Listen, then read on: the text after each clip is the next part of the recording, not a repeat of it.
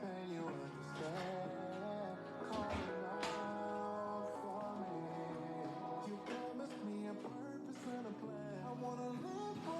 y'all.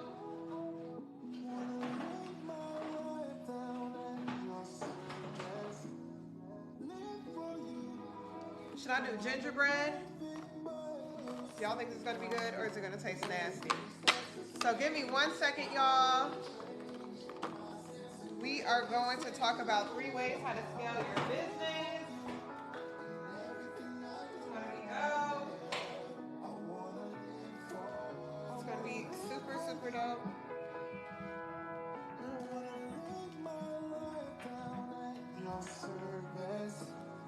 3 ways of how to scale your business. Welcome, welcome, welcome. And y'all, please like and share the live. This is going to make you guys some money and save you guys some time. I'm all about teaching people how they can make some money and save some time whenever I can. I'm just getting my coffee ready. What's up, Susan? What's up, Coop? Everybody knows somebody named Coop. Thomas, what's up, what's up, what's up? So yeah, we're going to talk about 3 ways to scale your business or idea today, meaning you can implement this and start making some money tomorrow, start growing your business tomorrow. And these are some of the things that I have learned over the years that have been helpful for me and that I give to my clients. So we're going to get started in just a second. Y'all, am I allowed to have some coffee? Can I let my Nespresso get a little warm? I said I was going to get on at 12 today. And y'all, I'll be getting on at 12 every single week, every single Wednesday at 12 o'clock during y'all's lunch hour. Hopefully I'm stopping the doom scrolling process. So today we're going to talk about 3 ways to scale your business. And if you don't know me, my name's Yannick. And I have been helping business owners scale their businesses. It's been over 10 years, y'all, but I don't want to age myself. So I'm going to say 10 years. One of my good friends, she messaged me and she's like, babe, you know it's been longer than that, right? And I'm like, yes, I know. You don't have to be the one to tell me. Yes, I know. But in my mind, I started at 15. So hold on 1 second. Let me just put some creamer in here. Hold on.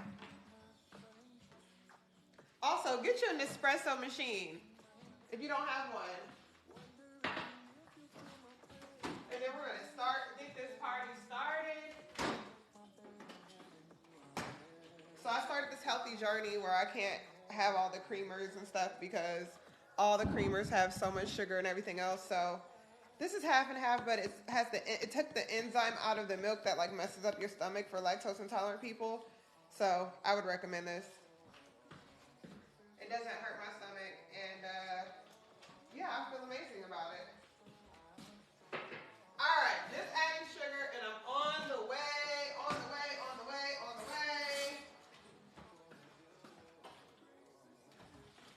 And if you hear my dogs bark, just know that's just the reality of being in this household. So, yeah, it's great.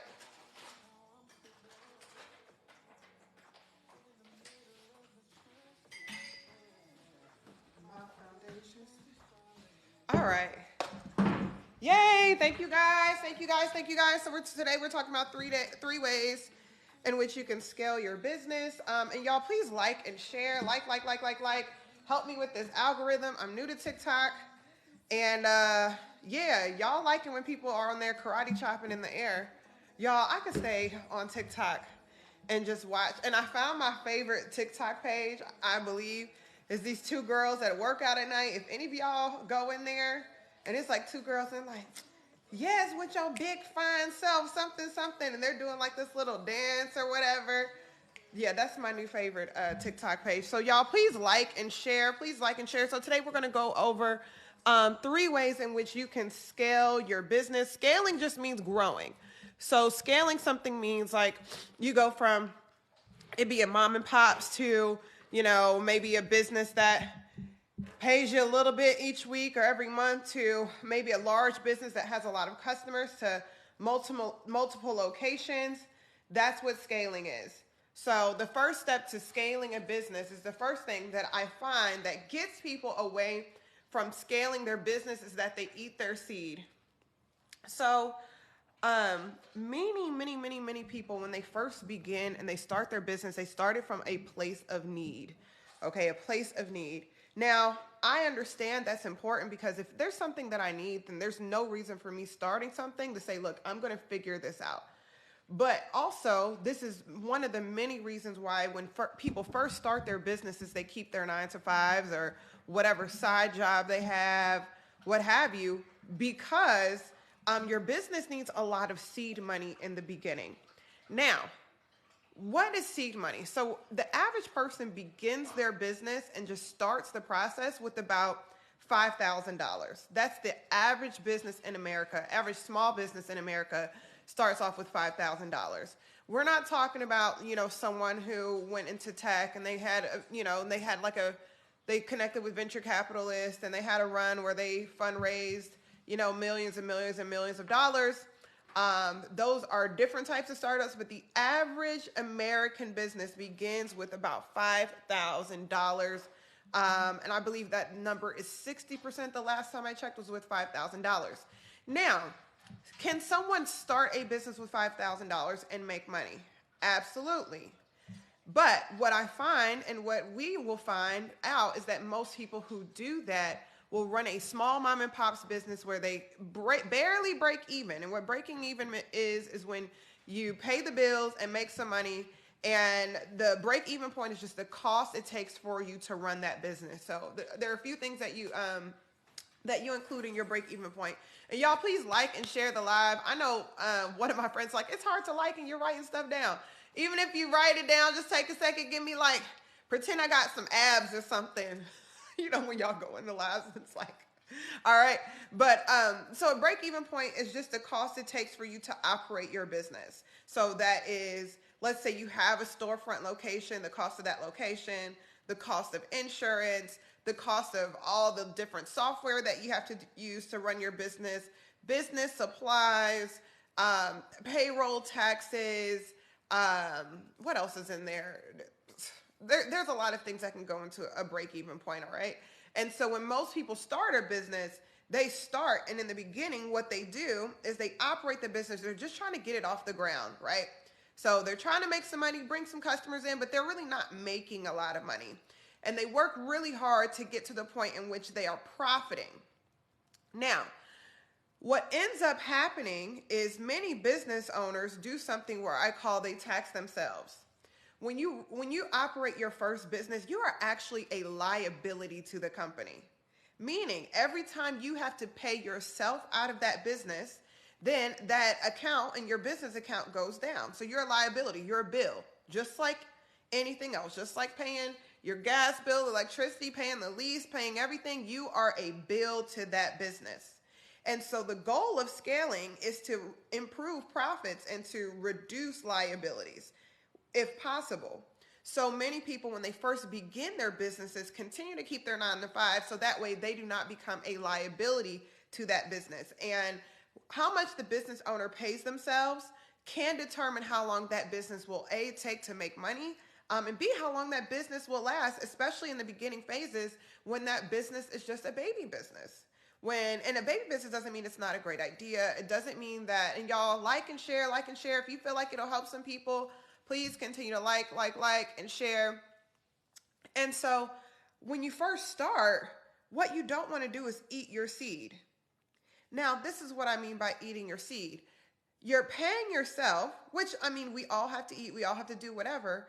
But let's say you're paying yourself a great amount and you're eating up all the profits of your business. What you don't have the money to do is to invest back into the business.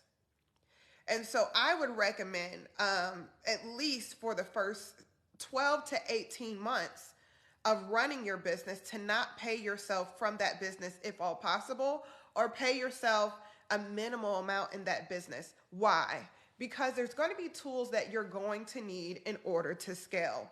And so what I find is for most business owners, they're like, look, I'm making money, I'm doing this, I'm doing that. And all they've really done is just replace some of the money that they were making from their 9 to 5. But there'll come a point to where in the beginning, when you first open, it feels like you're growing like this and things are getting really busy. But really, they're not as busy as you imagine they are because you're starting from zero. So your perception of how well your business is doing in the beginning tends to be a little bit better because you went from, can I do this, to like, oh my gosh, there are people buying from me. I can't believe this. I can't believe this. Right? And so your perception of how well your business is doing is way up here. But in reality, your business is just now starting to make a mark on the industry. What I mean by that is, let's say you open up a restaurant. A busy day for a restaurant, for a new restaurant, may be a slow day for an established restaurant. So for instance, I'll use Atlanta. Atlanta has a restaurant called Houston's. So Houston's is used to having, and they've been around for decades, and they're used to having people in and out of that place like this. Like it's nothing. So a busy day for you would maybe be a slow day for Houston's, but you consider it a busy day because you started from zero. And then the systems that you have in place gives the illusion as though it's a busy day when really the big wigs in your industry, that's nothing. So for instance, say you open up that same restaurant. Is a busy day in your restaurant the same way, the same space as a busy day in Red Lobster? Probably not. And so the goal is, thank you so much, Leah. And y'all, please like and share the live, I want to help you guys make some money and grow. And I want to pour back into the community, and I want to pour back into people so that you guys can figure this thing out. So you don't have to spend years. Thank you so much, Leah. You don't have to spend years trying to figure this out. I mean, I'm giving you the free game, and this is the same thing that I give to my clients. So the goal is for you as a business to get to the point to where you're keeping up with the level of business as, say, if you had a restaurant, a Red Lobster, somewhere that has a lot of business.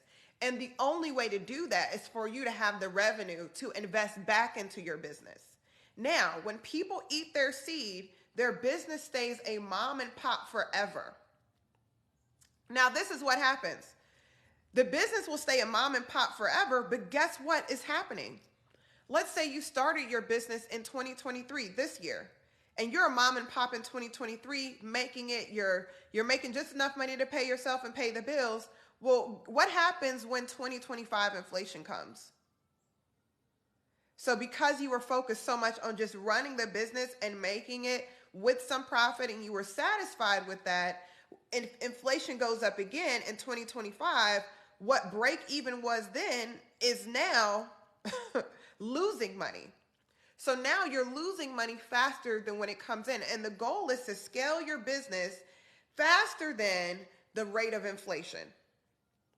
So if you stay mom and pops, what happens if your leasing company comes and says, hey, property values went up, we're raising your lease by $1,000. Or this is something else. This may be mean, but let's say there's a spot that I want and I see a business that's there. Now, it will say that that space is unoccupied, but I'll speak with the owner of the building. Hey, when is their lease up? How much are they paying you? Especially if it's a prime location, how much are they paying you? And what I'll do is I'll buy out your lease, but without you realizing it. So when it's time for you to renew, the leasing office is going to say one or two things. They're either going to be like, oh, I'm sorry, we can't renew your lease this year, or they're going to try to get you to beat my price. But I haven't been scaling my business or treating my business like a forever mom and pop. So you may not be able to pay the extra $1,500 a month or $2,000 a month in rent. But I know, hey, if this is a prime location and I like it, I'm going to talk with the leasing office, and suddenly the space that didn't have availability is going to have availability by the time I'm ready to open. So when it comes down, hey, Pink, you have a blessed day too. So by the time it's time for you to renew your lease, you don't have a lease anymore because I came and bought it.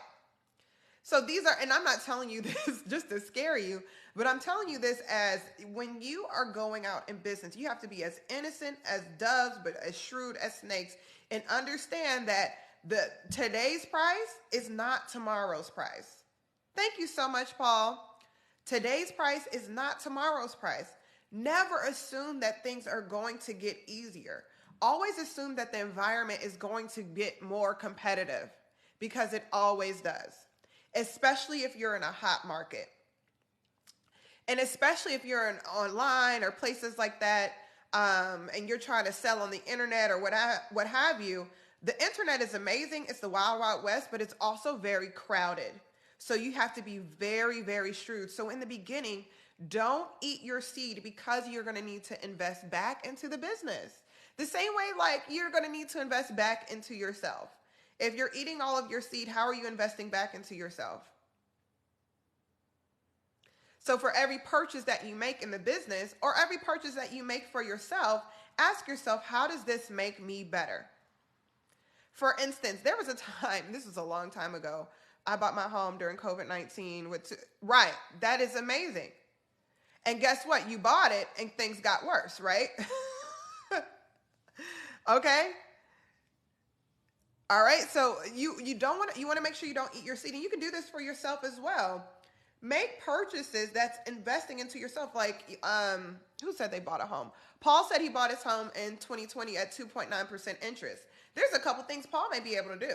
Paul may be able to sell his home and also sell the interest rate depending on the type of mortgage he receives. So that was a way that he invested back into himself, and he's paying himself and finding ways to pay himself dividends, right? Unheard of at that price. Exactly. So other ways that you can invest into yourself, even if it's clothing. I tell people, look, all of your clothes should not be going out clothes. What if you need to meet an investor? What are you going to wear? That's investing in yourself. Every time you go to, there's been times where I'll go to, a place. There used to be a place in Atlanta called General Assembly and things of that nature, right? Right. So you've made 80 grand.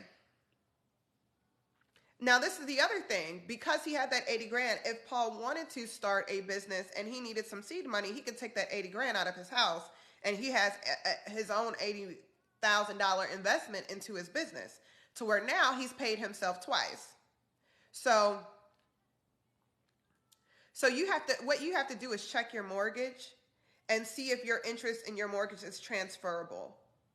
Now, I know my mortgage rate is transferable to where, because I had such a great interest rate when I bought the home, that I can, when I sell the house, I can also sell the mortgage rate and transfer it to them at a premium. So you really have to see, and then whoever sold you the house, look through your paperwork and see, like, hey, is your mortgage rate transferable? A lot of people don't know that that exists, but it exists, especially if you have a sweet deal, okay? And that's a way to sweeten the deal. It's almost like if you buy a house that already has solar panels on there. Maybe, that can increase because you're like, look, when you come in here, this is the amount of money that's left on it, but you're not going to have a bill for X, Y, Z. Maybe you can keep this and, charge them whatever it is for that. So they want 8% to mortgage. Yeah, I know, right? So that's what I'm saying. How much money could you make on the difference between 2.4% and 8%? Because that's going to save that person thousands of dollars. But these are different ways that you're going to invest in yourself. So make sure that you're not eating your seed. For everything I buy, I always ask myself, how is this going to invest back into me? Even as down to clothing. If I wear this and I meet an investor, would they want to give me money? Am I representing my brand? Because let me tell y'all, you can meet someone, in a potential client, a potential customer, a potential investor, anywhere, but have you invested in yourself? And this is what I say. We do invest ourselves, but we're not thinking with vision. So don't eat your seed. When you first open up that business, just know you're going to have to spend money to make that business really competitive. Now, this is what I see is most of the time, and I mean, oh gosh, y'all, if I could just, I meet people with amazing ideas, y'all, amazing ideas. And they don't even realize, like some of you guys don't even realize, you can't get shot at in Atlanta for $796 a month. You got to pay somebody more than that to shoot you.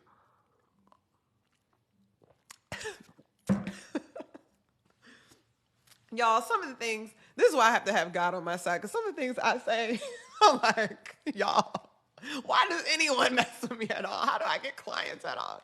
But they know they know my heart. Good job. And y'all, please like and share the live. Please like. We got to beat the algorithm, because there's somebody on here that's like, you know, talking mess, and they're going to have 50,000 likes from just hitting ping pong balls, okay? And I'm the person that's doing that too. I'd be like, you won, friend, you won. Okay, so many of you guys have amazing ideas. You don't realize how great your idea is. The second side is many of you guys don't realize how needed you are. So you start this business and then you realize, as I found, that most people think small.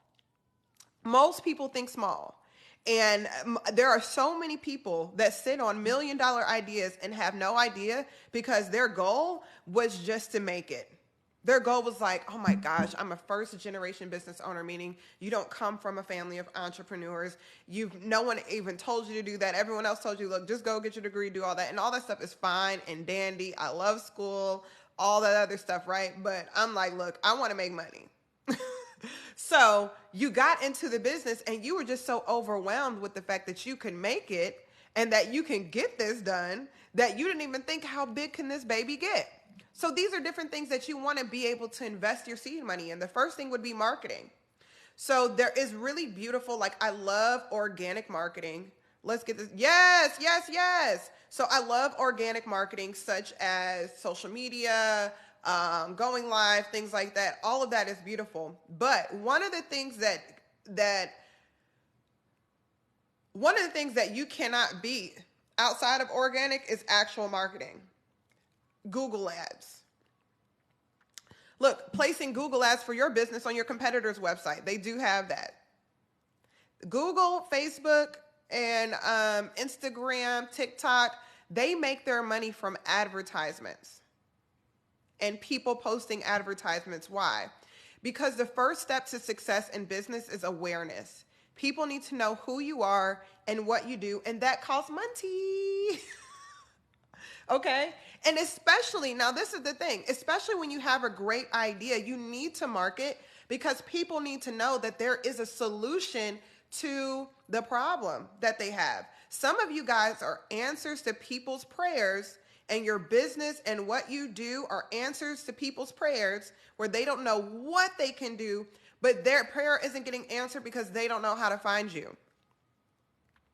And so you can have a successful idea, but if no one knows about it, then there's nothing, you're not growing, and the customer isn't getting serviced. And one of the things that, and I hope this motivates you guys to want to grow and to take your ideas out of the grave and to push your business to the next level, is the fact that there are people who need you, who are suffering because you won't promote the business. I don't care what kind of business it is.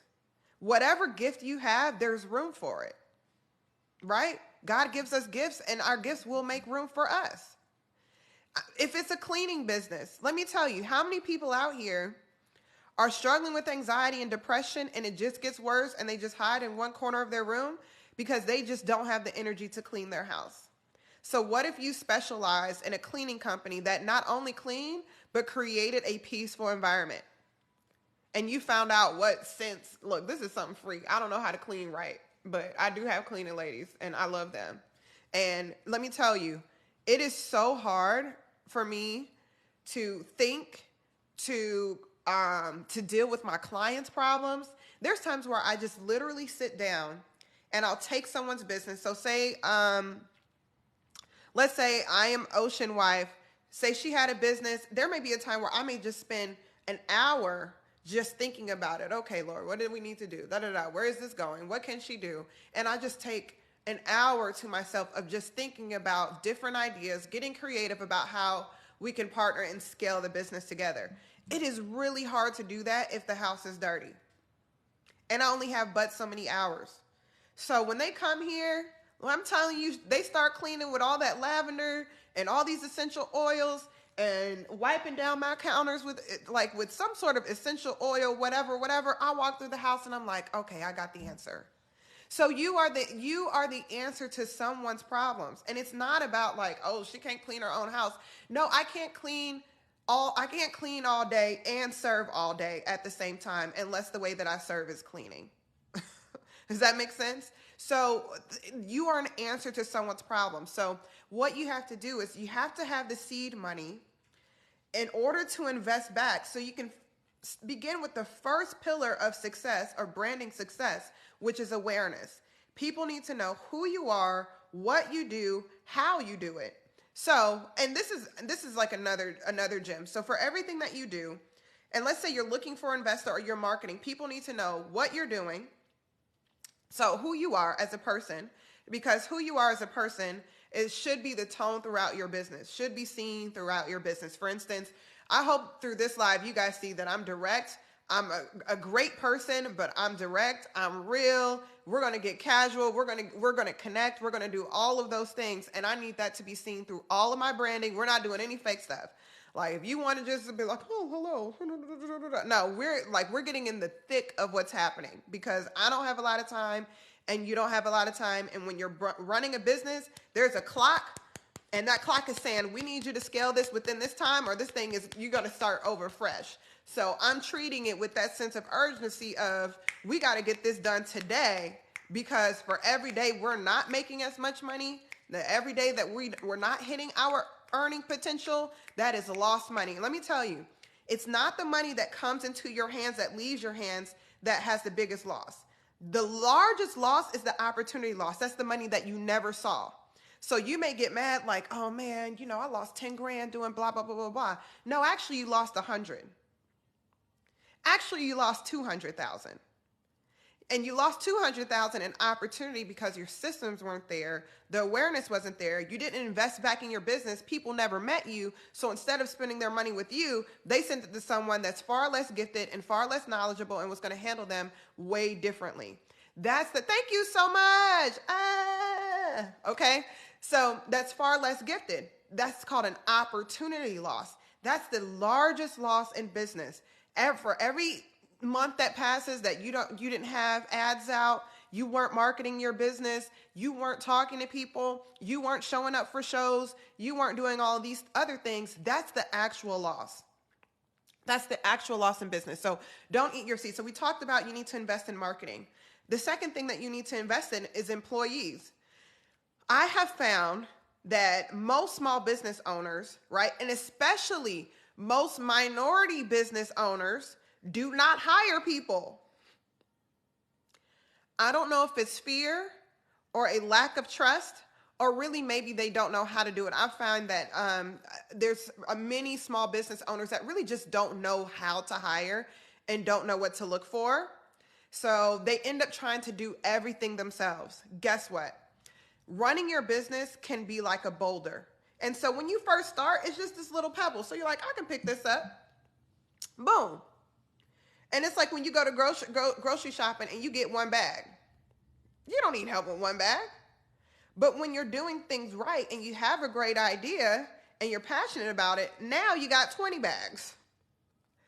And some of y'all trying to carry 20 bags with 10 on this arm and 10 on that arm and wonder why you fell and broke your hip. And y'all please like and share this. Please like and share this because everyone needs to hear it. And I know every single person that's on here, you wouldn't be on here if you didn't have an idea because I know that God sends me the people that I need to speak to. And that this is why I'm here today at 12. So I know that you guys have these ideas. So one way of not eating your seed is to make sure that you're able to hire. You need to be able to hire. There was no kingdom of one person. Y'all remember that song, that Beyonce song, The Keys to the Kingdom, something. All right. And y'all be talking about, I'm a king, I'm a queen. Well, where's your kingdom? What are you the king over? Be the taco king, the cleaning king, the something king, the tutor king, the education king, the babysitting king, the daycare king, the kids' clothes king or queen, whatever it is, but you're only a king or queen if you're over some sort of kingdom, and there's no kingdom of one. That's that playlist on iTunes, like, in my room. Y'all see that playlist, like in my room, and he's in the bed by himself, right? So that's what that is. So you're going to have to hire. Why? This goes into the second point. Most business owners are not able to scale because they spend most of their time working in the business instead of working on the business. So when you are the king, have an amazing Wednesday, celebrate your accomplishments no matter how small. Absolutely. Thank you so much. Keeping it A1. Okay, A1. Maybe he has a credit repair company. I hope so. So you're spending too much time working in the business versus on the business, okay? Now, when you first open, most of you are going to be working in your businesses. You're packing the orders. You're making the candles. You're making the lipsticks, the oils, the this, the that, right? That is only sustainable in the beginning phases of the business. Now, that is important because you need to understand the ins and outs of your business. But the purpose of you doing that is not so you can do it forever. The purpose of you learning the ins and outs of your business is so you can teach someone else how to do it successfully and in detail. Why? Because a business is only but so sustainable when you have to do everything. So, when you're running the business, when you're the king or queen of a business, of your kingdom, your job is to look for opportunities. Your job is to look for new opportunities to pump back into this business, to pump back into this kingdom. For instance, are there trading opportunities? Okay, so it's like what we're selling. Okay, can your product be put into certain stores? Is there a store that needs to carry your business? So you can't make the product and negotiate with Target to get your candles or your jewelry or whatever else in the stores at the same time. You can't pack your orders and get your business and talk with the business owner of that great resale store downtown that you love, that's vibe matches your vibe at the same time. So someone has to be the king and says, okay, we got to bring some money into this kingdom.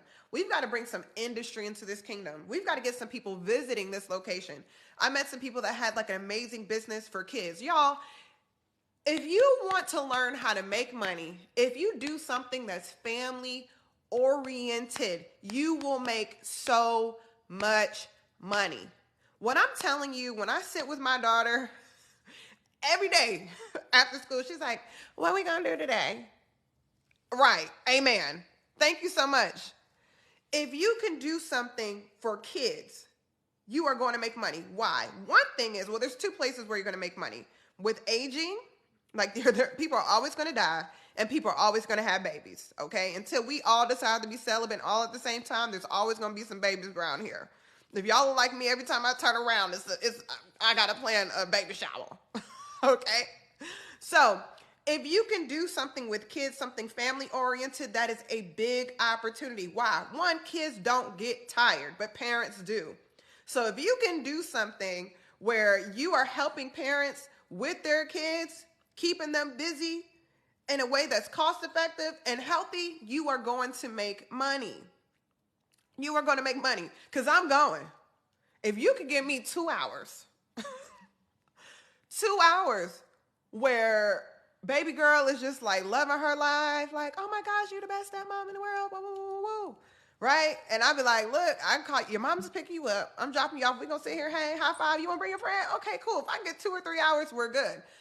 So, but you can't work on getting more people into your location, marketing, handing out flyers, getting an ad on the radio, submitting, because even when you're thinking about like, hey, I want to market this stuff, getting your pitch kit out, even creating a lead list, all of those things, while handing sodas to the kids, you can't do all of that at the same time.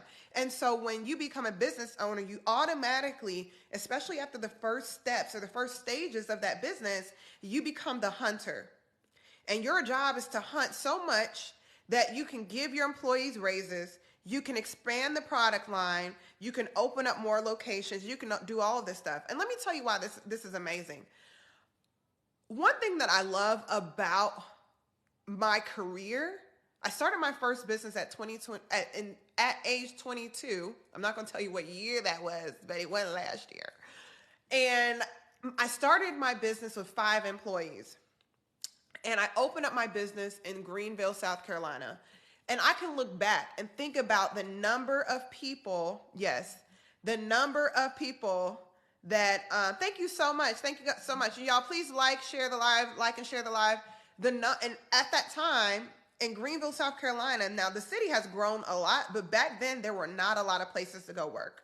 So you were either working for one of the universities, Walmart, or a factory. They have like a factory there that makes like the Stouffer stuff, or you were working at BMW. So if you didn't want to work at Walmart or BMW or a call center, there was nothing for you.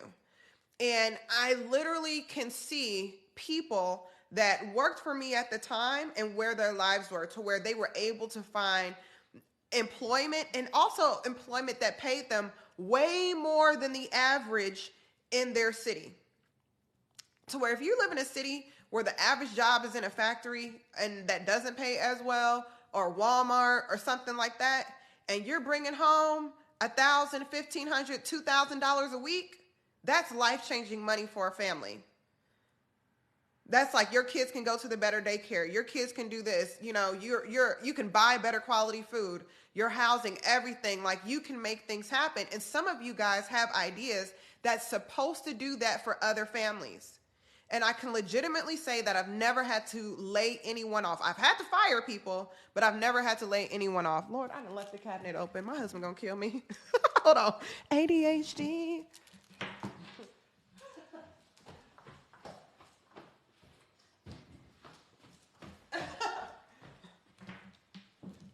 Y'all, I've been doing that my whole life, leaving cabinets and stuff open. I look back and say, what? Everybody looking at all my tea and my herbs.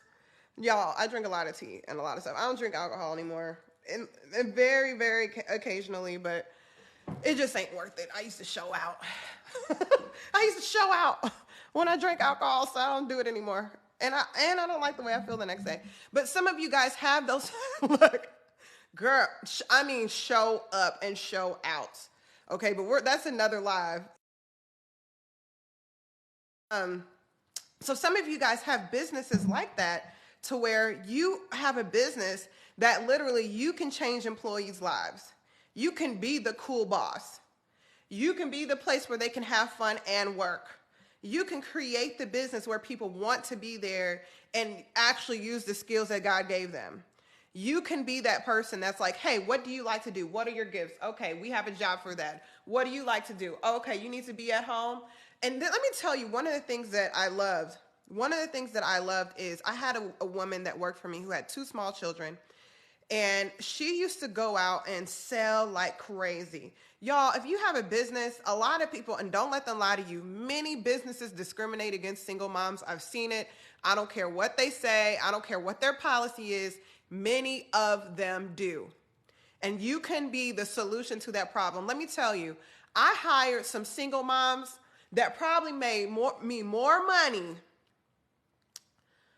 Girl, I will see you when you get back. And I will be going live again. That made more money for my company than everyone else in that business. And when I'm telling you, she would leave, go out and sell on the way back, because we had to bring all of our stuff back at the end of the day to process our money for the client that we were working with at the time. So those sales had to be entered so we can get paid on time. She would go out, make a few $100s that day, pick her kids up from daycare, come back. I would hold her baby. She would be in there inputting her orders, finishing whatever she needed to do, and then go home and do whatever she needs to do with her kids. Do you know what kind of freedom and how that relieves stress for many mothers? Of being able to work in a place that will support you and support what you're building like that. And now when I see her girls, I just want to cry, because they're still so beautiful, so gorgeous, so all of those things. You can be that same business owner. But the first step is you have to stop spending all of your time working in the business so you can work on the business. You can have a great idea, but if you're the only person there, it's going to stay mom and pop until inflation hits and you can no longer afford to be there anymore. And it doesn't mean you're a bad business owner. It just means you were behind the ball. You are behind the ball, and the game is being played faster than what you're playing it. You guys ever see a basketball game like that? Where it's not that the one team is bad, it's just the other team is just playing faster than them. And the game is this team is going at 100 miles per hour. This other team's going at 50 miles per hour. It's not that the players are bad, but they just couldn't keep up with the speed of the game. So it's the same thing when you run your business. You have to be able to keep up with the speed of the game, which means you're going to have to be able to reinvest into the business and to reinvest your time into building the business, which means you have to hire. So one of the things that you can do to ensure, so this is what an idea of working in the business is, okay? When you first start, you're going to have to work in the business because you're going to need to set a standard of excellence. You're going to have to be the person to solve the problems. You're going to need to hear the customer feedback. You're going to need to be able to see what's the issue with certain vendors. You need to be the eyes and ears and see what's happening. And you're the coach at that time. But at that point, you're the player coach. So you're Kobe Bryant, RIP. You're the LeBron James. And what I mean by that is you're calling the plays while you're on the floor. Hey Pierre. So you're calling the plays while you're on the floor. That's the player coach. That's when you first open your business. But afterwards, once you see the game, I don't know what that was. Once you see the game, once you know how things are going, then you have to move back to actually being the coach. And you're being the coach from the sidelines. And then you're like, okay, cool. Now I'm connected with these other coaches. What are the big things that we're missing? So the player coach, they're seeing everything that's happening on the floor. So they have one side, right? But they still only have their eyes and what they can see. Then you have to grow to the point to where you become the coach that's seeing everything, the full picture. And then you're making the calls based on the full picture of the game. And that's what you have to grow to. So working in the business is when you're handling every single thing yourself with customers. You're making the product. You're fulfilling the product. You're shipping. You are making the coffee. You are doing payroll. You're answering emails. You're responding back to every client. You're looking at every inquiry. You're speaking with the state about every business rule. You're the bookkeeper. You're the accountant. You're doing everything administratively that's keeping the business running. But the goal is for you to hire people and to implement systems where the business is running itself and you can go out and get more business. Okay? You have to go out. Thank you so much. Thank you so much. And please like and share. Even before you leave, like and share. Thank you guys for continuing to like and share this. And we're going to continue. I'm going to give you guys another 10, 15 minutes so I can finish this last point. So working on the business, like we said before, marketing, finding better systems. You guys ever go somewhere and they have a system, but the system is like 20 years old? Like, good Lord, we can't tap to pay. We can't tap to pay here. What you mean you don't accept Apple Pay? So there are times where you have to make sure you're going out and finding the latest systems and the latest technology to keep your business running smooth. Also, you have to go out and do the work and listen to your customers to make sure. Thank you so much for sharing, Word Warrior. Thank you so much, Tripod, for joining. Pete for joining. Y'all are amazing. So continue to like and share. And I want y'all, don't just like and share. Apply this, because I know that there are people on this live that have businesses that they need to scale or ideas that they need to bring from out of the grave. If you have an idea that you haven't jumped on, I don't want you to talk to me about needing more money. And let me tell you, if you sit on your ideas for too long, you're going to open up your eyes and God's going to transfer that idea to someone who's going to take it and run with it. So just go ahead and jump on it and start the process. You're not going to figure it all out at once, but you have people like myself. You've got the internet and just your abilities to use your mind and strategize. Then you're going to figure it out. It takes several years to build a great business. But it also, you've been sitting on the idea for several years. You could have already been at the great spot by now if you would have started. And I love y'all. Okay, so Those are the things that you want to work on. Making sure your systems are up to date. What in the market has changed? What are people desiring? Have you come up with new ideas? Have you thought about launching new products? Right? And then the other thing that you want to do while you're working on the business is figuring out, okay, what are the roles do we need to fulfill? To where, like, for instance, if y'all ever saw the post that I did with Keith Lee and the restaurants in Atlanta, a lot of that can be could have been avoided if you have an operations manager. The operations manager is not the owner. This is someone that manages the day-to-day to make sure that the business runs smoothly. And their job is to make sure that all of these moving parts, thank you so much, that all of these moving parts stay working together, continue to work together. Hello, Osman. Hello. So if you like this, continue to like this, guys. Let's see if we can get it to 10,000 likes. Share it. We need more information out there for regular people. This is the information that I give to most large corporations. But guess what? They're already making a lot of money. They're asking themselves how they can make more. So most people that hire me are people that are already making money and they're trying to squeeze that last bit of percentage out of there. But I need some of you guys who have amazing ideas to start the process. You guys are the ones who really need the information. So that way when you start or you have started, you're not lost and you don't stay in that mom and pops phase forever. All right? Have cybersecurity protection. You're not too small to get hacked. Yes, cybersecurity protection. And let me tell you, it's also, look, while you're talking, Marcel, small businesses are usually the easier ones to go after because the larger businesses, although they have more money and more things to secure, they're harder to get to. So if I can hack into 10,000 small businesses and get whatever I need from there, that may be easier than hacking into one very large corporation and have to work on hacking into that for a year. So the smaller you are, oftentimes is you can become a target because they assume that you do that.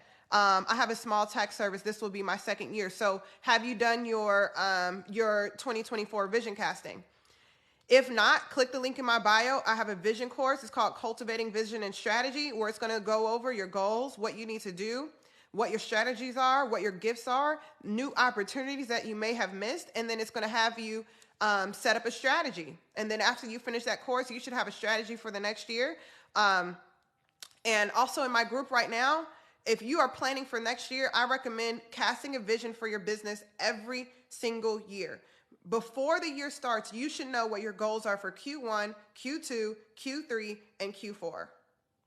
And then you work backwards to create a plan so that way when you're going through your business, you're just not going with the motion. You're going out and you're shooting arrows. You know, hey, this is how many businesses we want to serve this year. This is what we want to do. If you want to, my small group is open right now until January 1st. We're doing a 60-day challenge. We're already, I think we have 40 days left. However many days left into the beginning of the year. Tomorrow within the small group, if you do join, you still have time to do the homework, which is going through the branding identity and how we're going to market and push our strategies and our business to the forefront. And this is pretty much the setup for 2024. And so there's a process of how you set your business up to scale for the years that you're going into. And that's what we're reviewing today. So if you join today, go to the past discussion, click the link, and then start answering the questions in there. And then I'm going to walk you guys through how to take your business to the market. And this is important because the internet and the business world is very crowded, but it's not crowded with excellence. So you can run your business with excellence, but if no one is aware, then it's still the same thing. It's the same thing as you not being in existence at all. You only exist not because you got the LLC and you're running your business. My wife is my primary business. Yes, it's my husband. Yes, he is.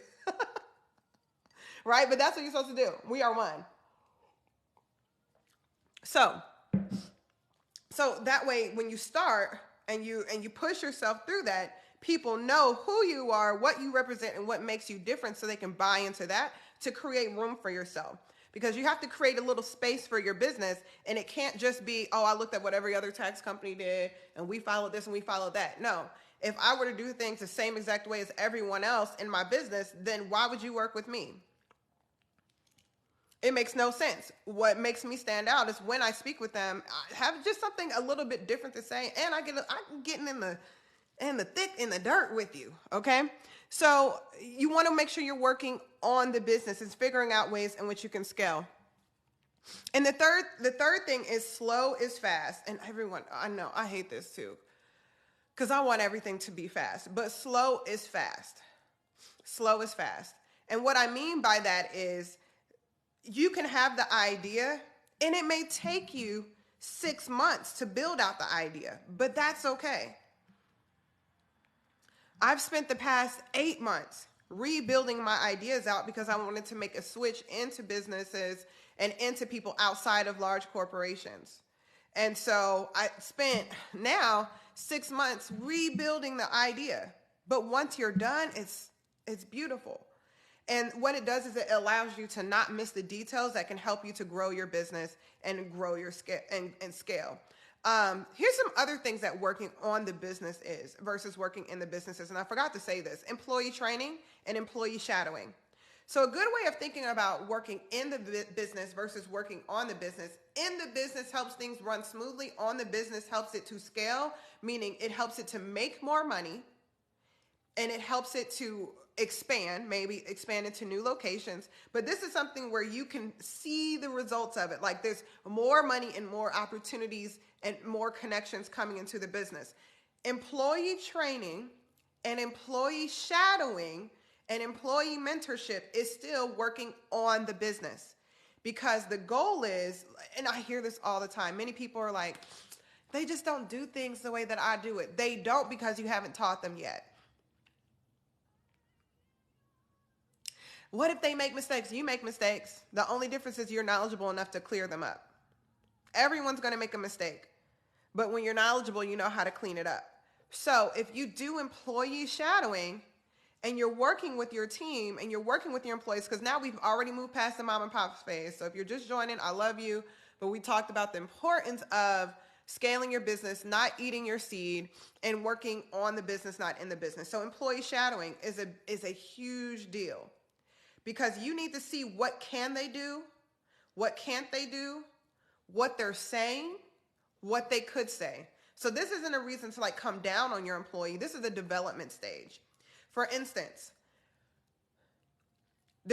when you look at an NBA game, the reason they have an assistant coach is the coach is saying what's happening on the field or what's happening on the court.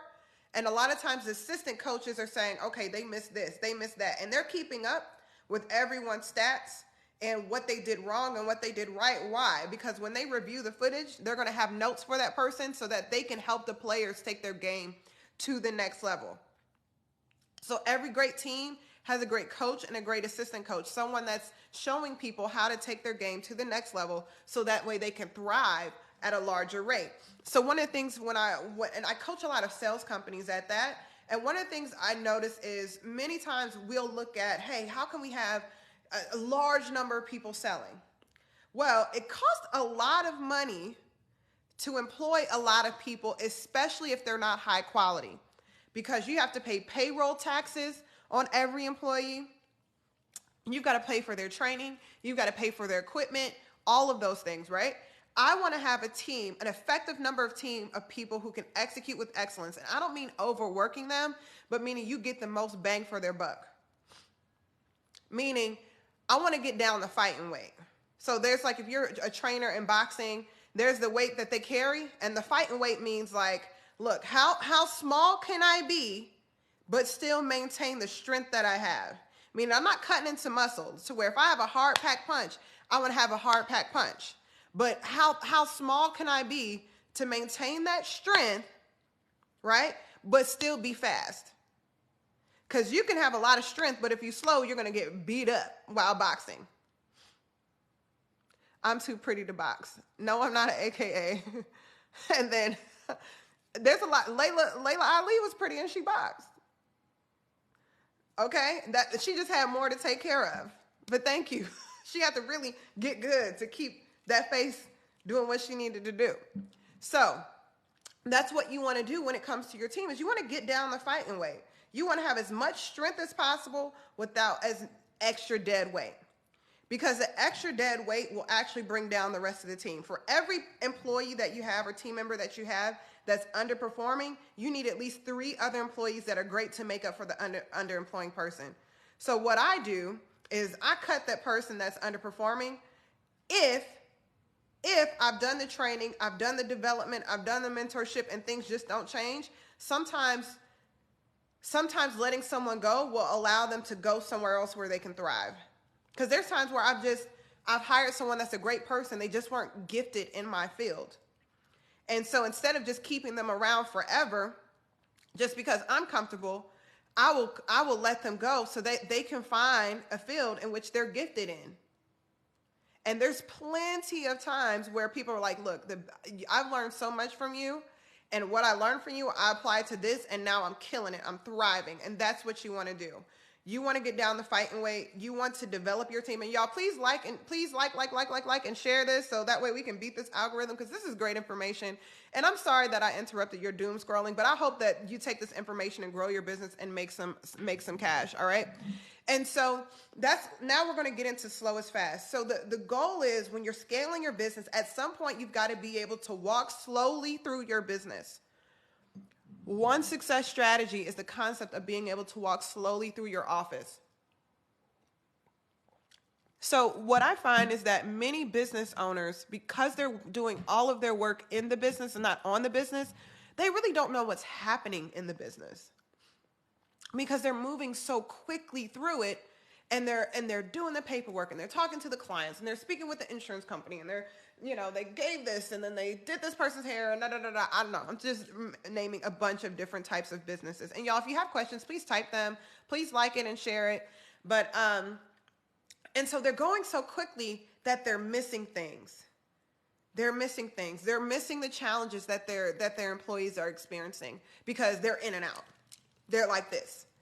They're missing the customer interactions, to where customers maybe had questions that the person wasn't able to answer. Because sometimes bad customer service comes from a place of ignorance, and it doesn't mean that the person is stupid. What it means is they don't really know how to answer the question, and so they just say something. They just say something. And then the customer gets super frustrated.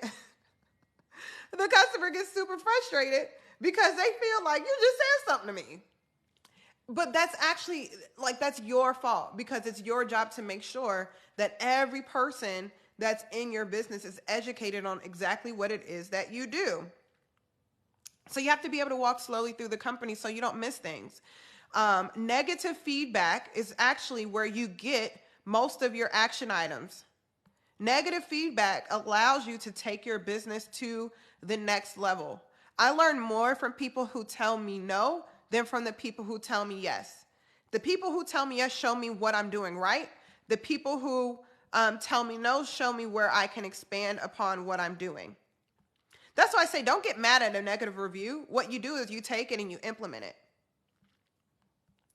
And you figure out, even if the person isn't all the way right, even if it's a bad customer, I like to ask myself, how did I even give them a stool? How did they even get a footstool to stand on this?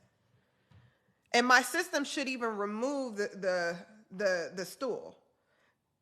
There's something in thank you so much, Stephanie. Y'all please like and share, like it like crazy, like it like y'all do with them people dancing with their shirt off and stuff.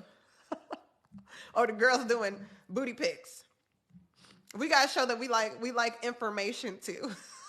we don't just like our dopamine hits, even though I like some crazy stuff on there. So I love seeing people singing at night with their karaoke mic, dressed up, and I'm like, yo, you got all the way dressed to do this. Let me send you some gifts, friend.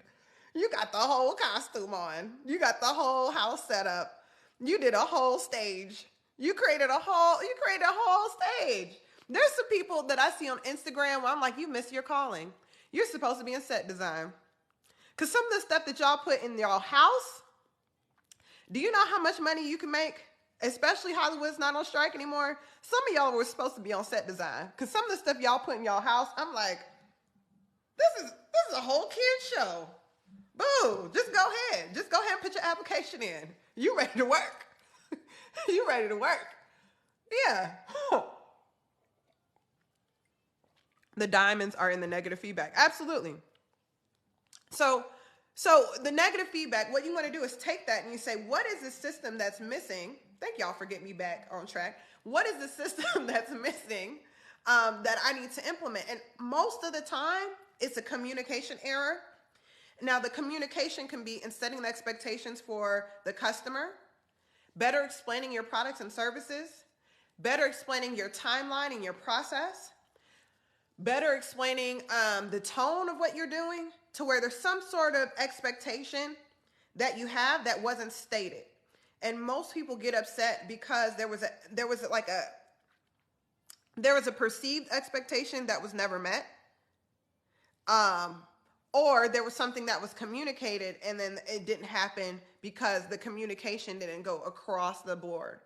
And the people that you need to communicate the most with is your employees. Communication isn't saying, hey, how you doing? Make sure you do this. Communication is not a to-do list. Communication is communicating your goals. Communication is communicating the vision. Communication is communicating the objectives. Another gem, I found this in many businesses that I've been working with and that I have worked with. Communication is also describing where you plan on taking the company. Some people are leaving your companies for lack of growth because you have not communicated where you're going. So you have it in your mind, but you don't regularly talk about where you plan on going. Because if you don't talk about where you plan on going, then people are thinking there's no opportunity here when really you're in process. And waiting until the person gives their 2-week notice is too late because they've already mentally decided that they were going to do something different. And they've already made promises to other places and other things. So that's the big thing. So slow is fast. Take the time, work with your employees, work with the training, work with your brand people. Some of you guys have people that manage your SEO. You really need to talk to them and communicate with them and decide, hey, where are we going here? You need to communicate the vision of your company to every person in that business working on the business, so everything is in alignment with the vision. Now, many of you guys are like, alignment with the vision. Oh, I know, I want to make, I want to service 1,000 new customers this year. That's not a vision. That's a result. And if you don't know what your vision is, go on my bio. I have a course that's called Cultivating Vision and Strategy. This is something that I've been doing for years. And usually corporations will call me and say, hey, I'd like you to come and do a vision casting session and a mind mapping session with my team. And it'll be a large corporation before they begin Q1, and they start mapping out the vision, and they bring in every department head, and we talk about where there could be missed opportunities, what they need to work on. And I work through it with them. And by the end of either that day or the second day, they have a strategy for the year and how they're going to communicate it for their teams. So, and at one point I woke up and I said, everyday people need to have this. And so I put it on an online course.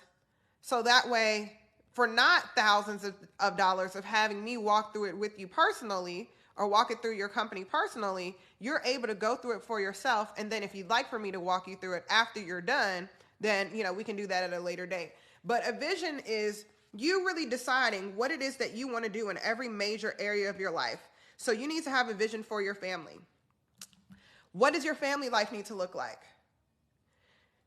Because oftentimes we build businesses and we build lives that contradict each other. Because we never took the time to say what I want each area of my life to be like and determining what those roles need to be. And so what I found is oftentimes people will build a business that they grow to resent, or the people around them grow to resent. Because where you're thriving in one area, you didn't create balance in the other. So for instance, there may be, like, one of the things that I love to do is I like to spend Friday nights with my family.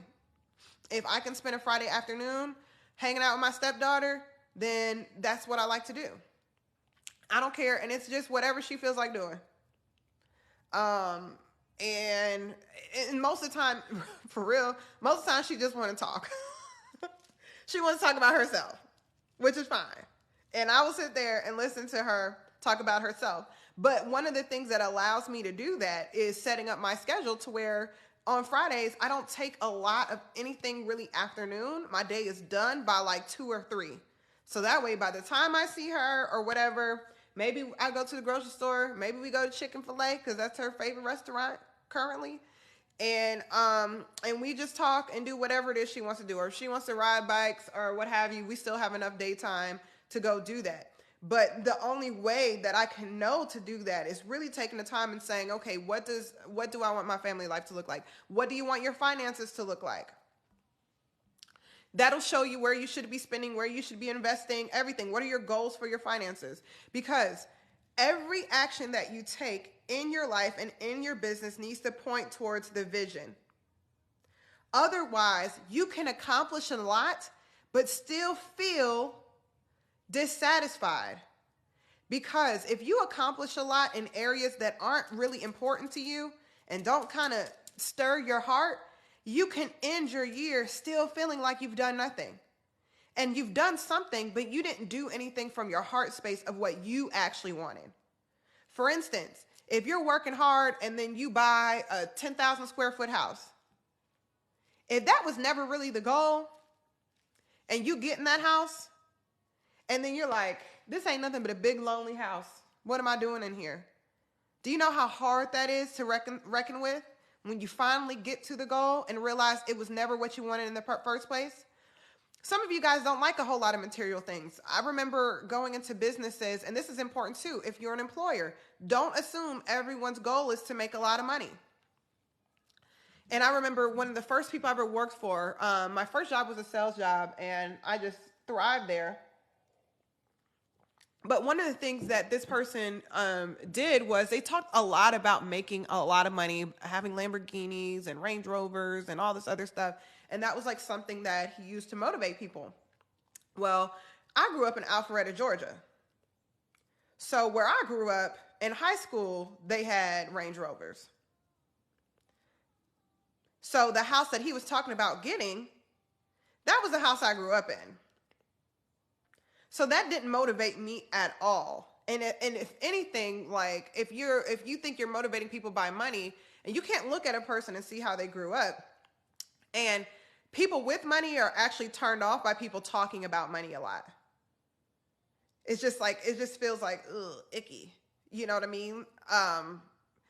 Yeah. If you're around a lot of people that are like, have made it, talking about money all the time, unless they're talking about, now they will talk about investment strategies, but just talking about like cars and houses and all that stuff, it's really like an icky point, and it kind of turns them off because they always feel like a target, and then they always feel like, why is this person doing this? Because they want to just talk about life.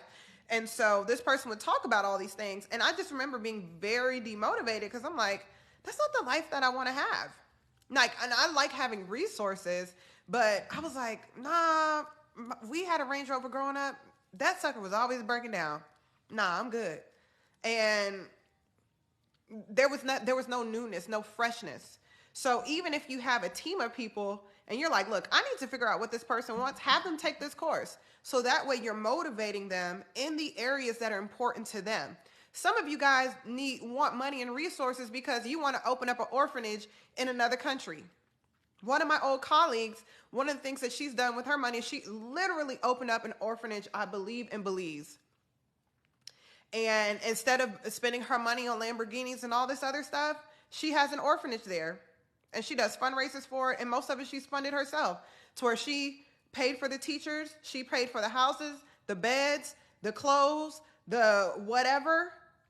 And that's what motivates her. You may be like that, to where maybe you're not pushing yourself because you haven't really thought about what it is and how you want to contribute towards the world, and you're just taking on what everyone else says and wondering why you're demotivated. So what this course will do is it'll allow you to decide how you're motivated in each area. You need to know, what do you want your family life to be like? What do you want your finances to be like? Your career. What is a great career for you? Giving and charity. Like, I think hairstylists make some good money and they have fun. They in there talking. I just can't do hair. How do you want your spiritual life to be like? How are you going to balance yourself? Because you've got to make room for that. I've seen so many business owners and I've worked with so many entrepreneurs that are so unbalanced.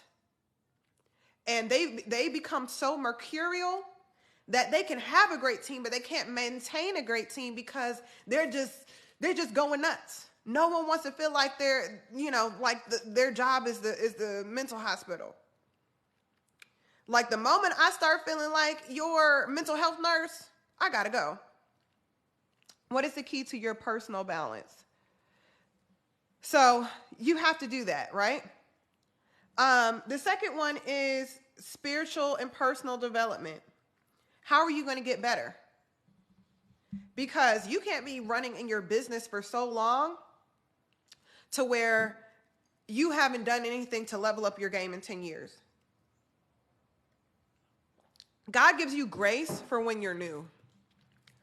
But there's a time where it's time for you to get on assignment and it's time for you to be your best, and that grace runs out. Your customers and your employees will give you grace when you're new. Like, oh, look, they just opened, it's their first business, blah, blah, blah, blah, blah. Me too, girl. Because a lot of this I already know. God just downloads a lot of this stuff into me. But so when you first start, you get a lot of that grace. But after a certain time, it's time for you to put on your big girl panties and your big boy panties and drawers, and you got to put in some time in getting better at what you do. Some of you guys may be financial people, like someone here has a tax company. Some of you guys may be financial advisors. When's the last time you've taken a course to level up your game? You have to make room for that. What do you want your environment to be like? Whether it's your house, whether it's where you live, everyone is not built to live in a mansion at the end of a cul-de-sac. Everyone's not built to live in a high rise. Like when I go to sleep, I don't want to hear all that at night. I don't want to hear like, I love New York City. I love when I get to stay in the nice hotels and the high rises. I love doing all this stuff, but I can't take some of y'all. I don't know how y'all do it. I can't take hearing people scream in the middle of the night. I can't. I just can't do it. Right? A perfect example. One of my favorite celebrities, Lenny Kravitz. For a while, he lived in like this trailer. Everyone's not built for a high maintenance life. Now he lives on a farm. So you got to figure out what kind of environment do you want, and that's going to foster you being at your best self. Your relationships. This is something that we discount a lot. What are your friendships going to be like? What does partnership and marriage look like for you if that's something that you want to do? Because not identifying the right relationships will bring the wrong people into your life and will put you in such a state of dysfunction that you cannot function at the thing that you've been gifted, in the area in which you've been gifted. To where when your relationships are just torn up, it's really hard to be successful in your personal life. But a lot of times the relationships get torn up because we didn't identify the types of relationships that we need for us to thrive. For instance, I love being around people. I love having friendships. I know I personally cannot handle high maintenance friendships. Meaning, if you need to talk as a friend all day long on text, 5 times, 6 times a day, on the phone or whatever, you're probably not going to be friends with me because just the way that I'm built just can't handle that. I need a lot of time alone. I need a lot of time to think. And by the time I invest into my husband and my stepdaughters and just my close family, I'm usually pretty done. Right? Excellence never goes unnoticed. Good job. Yes. So you have to figure out what those relationships are like. What are you going to create and build? And this is very important. The last question that's in there, and this is just a part of the vision, but you need to know and you need to have an answer for this. What do you want to be known for? Woo! A lot of times people don't think about that until they're 10 years into what you're doing. Like sometimes I look at some of these artists and I can see like you got started because you wanted to break, but you didn't really take the time to figure out what it is that you want to be known for. So you need to operate every day based upon what you want to be known for. So that way you're not operating in excellence in this area, but all people can remember is that you were doing drugs. What do you want to be known for? I realized that I needed to slow down drinking because I didn't want to be known as the girl that likes to get a little crazy at parties. Like she's really smart, but she will get down on the floor if she has enough to drink. I just didn't want to be known for that. So, and then the last one, very, very important. How will you play? How are you going to play? What are you going to do to unplug? What's your recreation going to be like? What are your hobbies? You know, what are you going to do to where you have some balance? We were not built to work all the time. And you actually, people who do that and don't have that balance in their life, they often hit these walls. And so, meaning they lose steam in what they're doing because they don't have anything that's just pouring joy into their lives.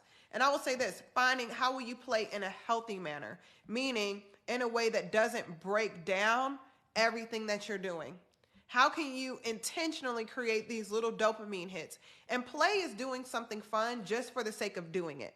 That's all play is. And if you guys like this, please like and share it, but that's what play is. And so you need to know that. And so when you're building your business and you're building your life, everything needs to point towards what's important for you. And then what we'll do, and one thing I can help you with, is setting up systems that support your full life vision. Your full life vision. So that way you don't build a business and that you come to resent. Because I've seen people build businesses that they're very successful in that they end up resenting because the way that they built the business, because it doesn't have to be this way, the way that they built the business doesn't facilitate them having all of these other things in their lives. And I'll give you a story. When I ran my first company, I was 22 years old and I was just running by the seat of my pants. And this is really like the failure in this area allowed me to do what I'm doing today and understand the importance of it. And so I worked like crazy for like years straight, 12-hour days all the time, 6 days a week, you know, and I made some good money while doing it. But one day I just woke up and said, I can't do this anymore. And the reason being is I resented everything I missed out on in my early 20s because all I did was work, to where I felt like I don't even know what it's like to just be new to adulthood because I jumped into this. And looking back, I realized it's because I didn't have a vision for what I wanted my full life to be like. And I just ran with wherever the business took me. And I didn't know how to, and I didn't create the pockets in my life that I needed to make sure that I didn't burn out. And so, and that's exactly what happened. I burned out to the point to where I went and spoke with my business partner at the time. And I was like, hey, just to let you know, I'm transferring all my sales agents to you, and go ahead and speak with the client. I'm going to send them an email, but Monday will be my last day. Monday will be, are you a model? No, oh, that's so sweet. No, maybe, hopefully a business model or a model for good and righteous behavior. Thank the Lord and my daddy, because I look like my daddy, y'all, but my dad kind of had a feminine face.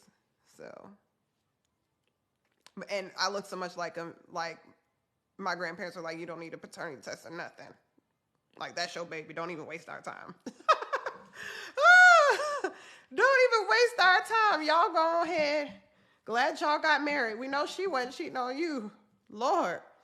Like, I look more like my daddy than my daddy looked like my daddy. Any of y'all seen kids like that look more like their parents than their parents? So I really want you guys to take those 3 points and really, really, really just take, like, right now, the next 60 days, because we don't plan for 2024 in 2024. And I want you to take the next 60 days and apply these areas to where, look, these are the ways that I can scale my business. Like I said, you're not going to eat your seed.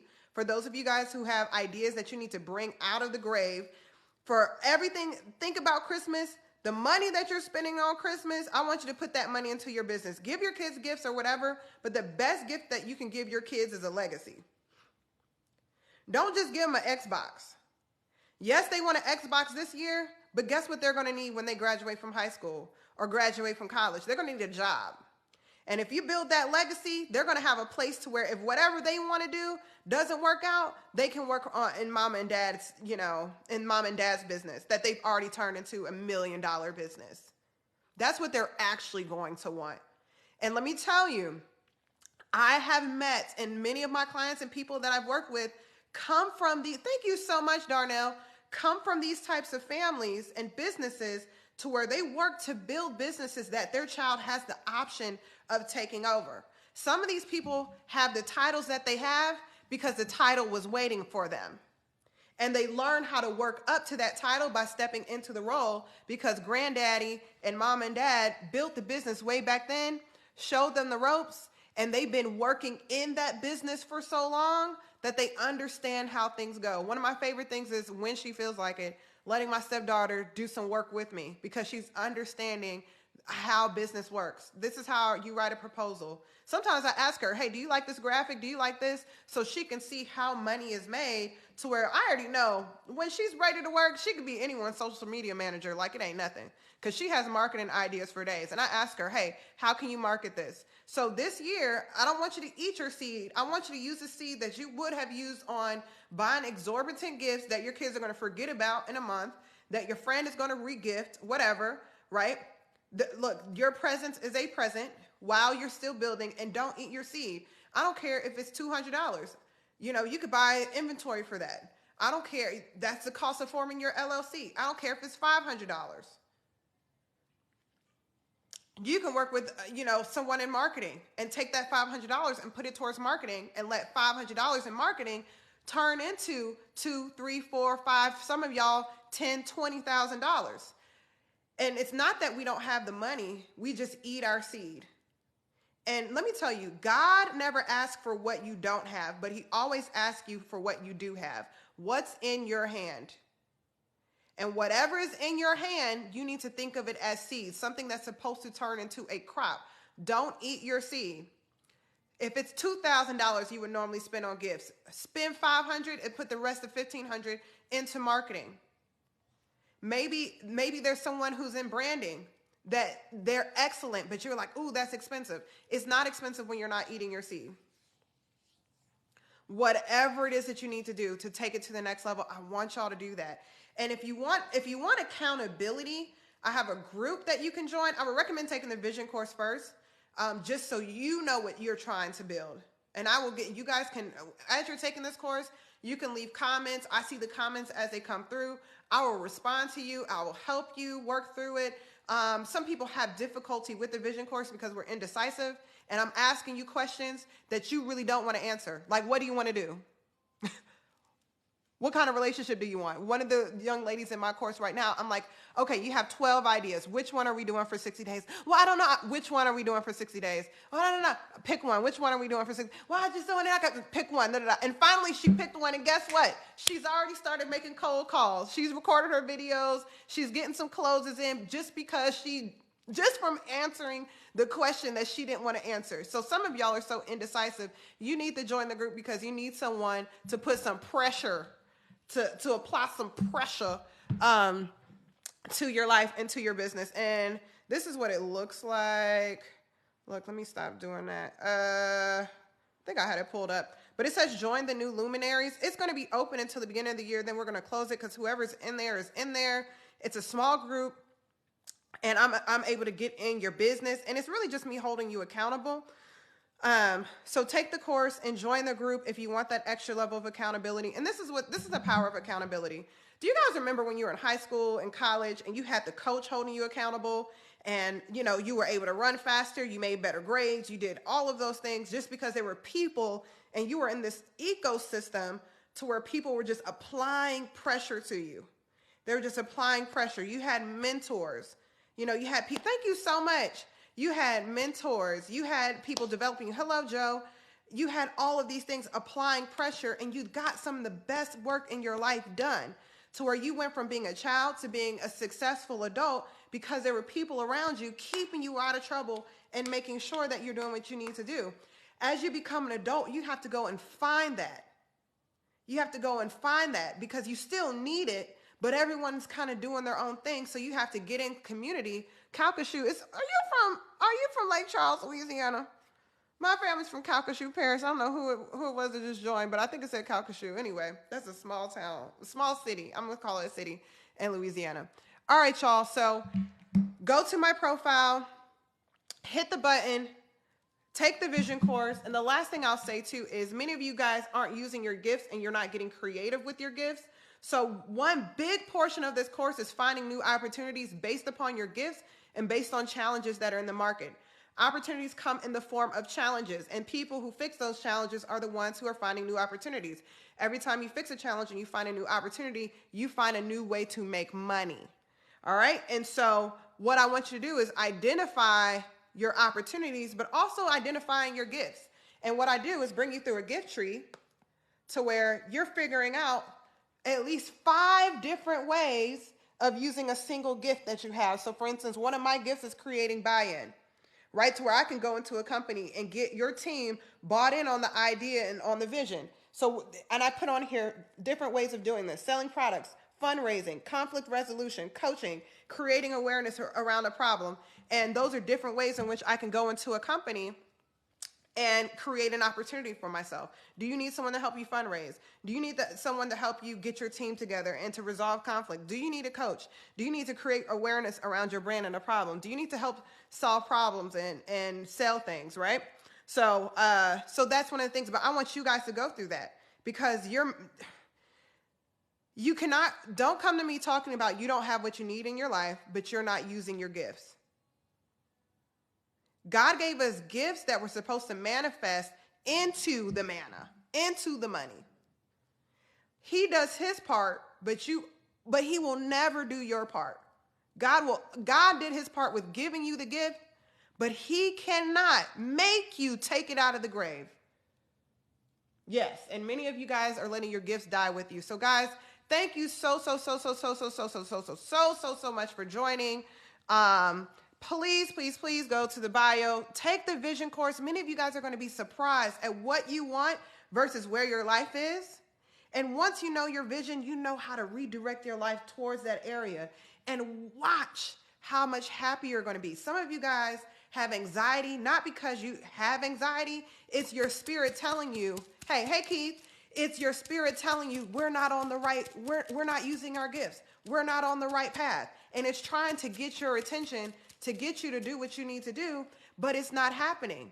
And so sometimes that gift and that feeling you get in your chest, that's your spirit saying, friend, this is not our assignment. Why are you still sitting here? We have God put forth a whole plan for us, but we're just sitting here. And you're sitting there because the fear set in and the self-doubt has set in, right? But that anxiety is not going to stop until you start taking steps towards the assignment that's been divinely given to you, and you start using your gifts. Now, I'm not saying that there aren't people that legitimately have anxiety, but oftentimes the anxiety, the depression, the fear, the lack of focus, they're all different ways of your brain and your spirit trying to tell you we're not on the right path, and they're trying to push you out. But instead of you going to do what you need to do, you just take more pills that don't help. So take the vision course, get in alignment with your divine assignment, and for every problem that we see in the world that has not been fixed, there are people that are off of their assignment. Some of you guys were supposed to fix some of the things that are wrong in the education field. Some of you all are advocates. Some of you all are herbalists. Some of you all are nutritionists. Some of you all need to be in early childhood education. Some of you all are great with skin. Some of you all are supposed to do and fix a lot of these issues. Some of you guys are supposed to transform these communities by revitalizing to where you're supposed to be in investment and real estate. Some of you guys are supposed to be real estate investors. And the neighborhood, it still looks dilapidated because you won't do what you need to do to finish the job and the assignment that's been put inside you.